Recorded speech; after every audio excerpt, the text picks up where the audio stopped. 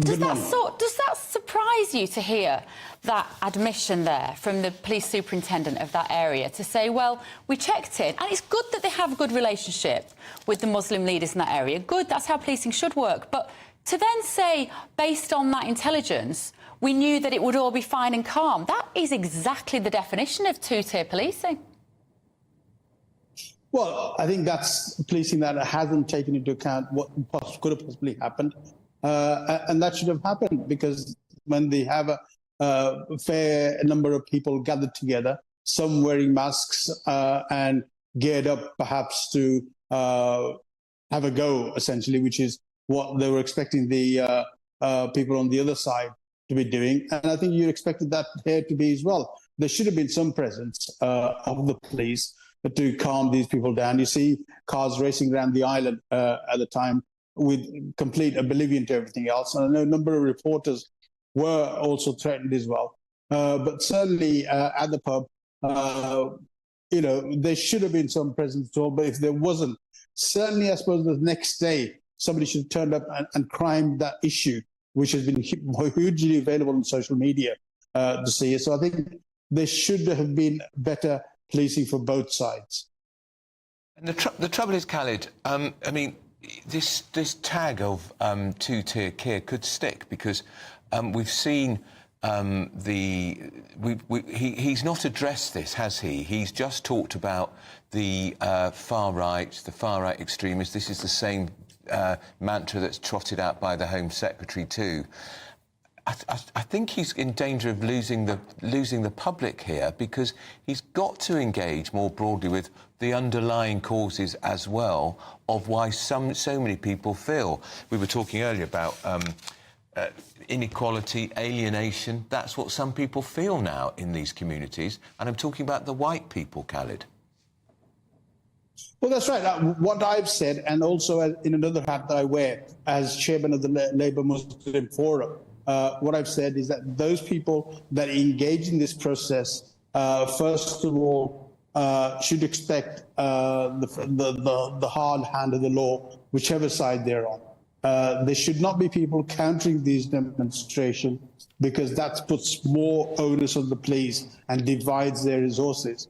And that's what will happen here. But you do need to show both sides, if they turn out, that they will be dealt with severely by the police, and there should be police presence on both sides. Yes. What did you make of Jess Phillips's tweet, where she effectively blamed the internet for those Muslim men accumulating in huge numbers outside that McDonald's in Birmingham?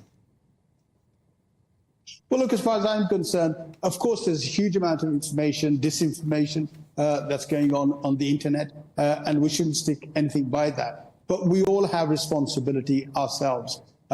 We, as Labour Muslim Forum, said, please do not attend any of these demonstrations or whatever happens in those areas, because you will then become a part of that. So our advice is very clear. If there's something happening, please do not attend, because if you attend, then you'll be contributing to all this violence, and please do not do that. So if these Muslim community leaders are so good, why can't they get that message through to these kids? Well, look, I don't really believe any type of leaders in any of these situations. When you've got young people on any side and people who have pent-up anger, then you're looking for issues that are not controllable by any form of leadership that you have. So therefore, what you must do is ensure that that position doesn't arise in the first place. Once people get together, the whole issue gets out of hand. People egg each other on in these situations, and this is where it ends up in violence. That's what we want to stop. That's what we don't want people coming out in the first instance. Once you get people out in the street, there is a strong possibility there will be some sort of violence. Isn't it? And don't you think also, Khalid, a lot of this is just toxic masculinity, bored young men, some of them, some of these kids are 11. Teenagers. They're bored young men. They're not politically motivated. They're just joining in the unrest for a hoop, whether it's vandalising or chanting racist slogans. It's toxic masculinity. Well, absolutely. I mean, one of the Rotherham writers you saw he was picking up a brick which he could hardly hold up, and he was throwing it across to the police. And it is that. And I think what we need to do is calm this situation down by making sure people do not turn up. If you're a community leader of any sort that you are, your first reaction should be, please do not go out there. Please do not get involved in this, because once you're there, something will happen. And as it's been said, that you will then legal action will be taken against you, and you'll be dealt with severely.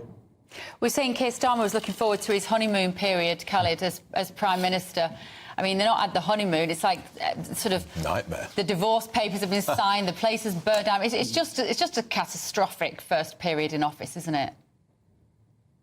It's of course very, very difficult when you have this sort of violence across most of the country, and you're trying to control it. Resources are limited, as we all know, because the previous government hadn't not invested into the police, and we've got serious problems in trying to resolve this.